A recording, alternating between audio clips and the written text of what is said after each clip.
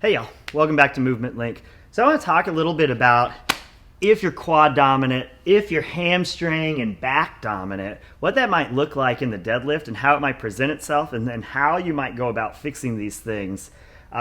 So as we set up to the deadlift, what we want to do and what we kind of see is the people who are lacking quads, maybe it's a foot thing, maybe they've got too much weight back on their heels and their toes are sticking up because they've heard that coaching cue of weight in the heels, where the real coaching cue is, I guess that is a real coaching cue, but the real thing is weight in the middle of the foot. If you're on your toes, then we might say weight in the heels.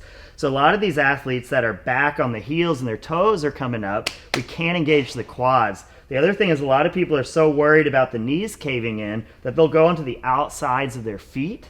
And when we go on the outsides of the feet, we get more adductors involved and we can't get the quads. So if we are kind of a hamstring butt back dominant person, what we see is in the deadlift, we see a couple things. One, we see people when it gets heavy struggle to get the bar moving off the floor. So their fail is usually sitting here and setting up and pulling, and it just doesn't go anywhere because they don't have the quads to get that bar moving. The other thing we see when you're lacking the quads is we see people like to set up with the butt super high.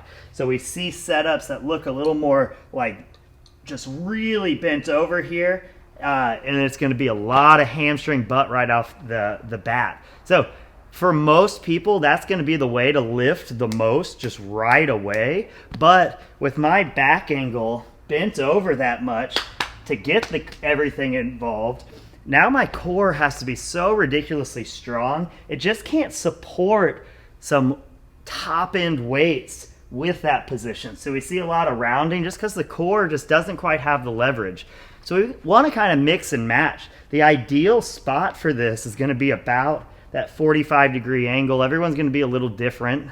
But for most people who are hamstring and butt dominant, they're going to have that butt up, and we're just not going to quite have the leverage. Where if we got down a little bit more, we're going to have less of that issue with here, but we've got to develop those quads so we can get that push off the ground. So now if you're quad dominant, what we start seeing is that setup starts looking a little better, and we start seeing kind of this almost squatty looking setup. When you look at the top end guys breaking world records, females breaking world records, giant massive quads, and their setup is very upright. It's not straight upright. We still have a lean. And it's just because, like we talked about, you can't lift 1,200 pounds, which is what they're literally lifting, with a back angle like this. You just don't have the leverage in your core. So you got to be able to develop your quads. So what we see with the quad dominant people, they have a really hard time finishing. And so what they'll do is are really good coming up off the floor, and then they get right here where it's butt and hamstring, and then they really start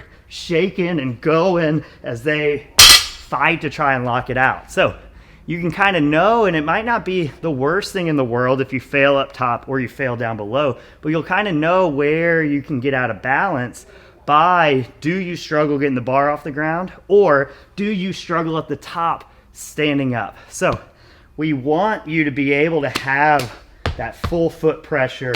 We want you to be able to get those quads involved out of the bottom, and we need you to be able to get the hamstrings and glutes involved to finish this thing out.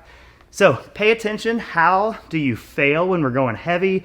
What are your tendencies when you're really tired, out of breath, and stuff burns? Do we start sticking that butt up in the air, or do we start kind of getting a little toesy with it? We can learn a lot from what you do at those thresholds, and then we can start doing things to balance you out a little bit better, move those numbers up.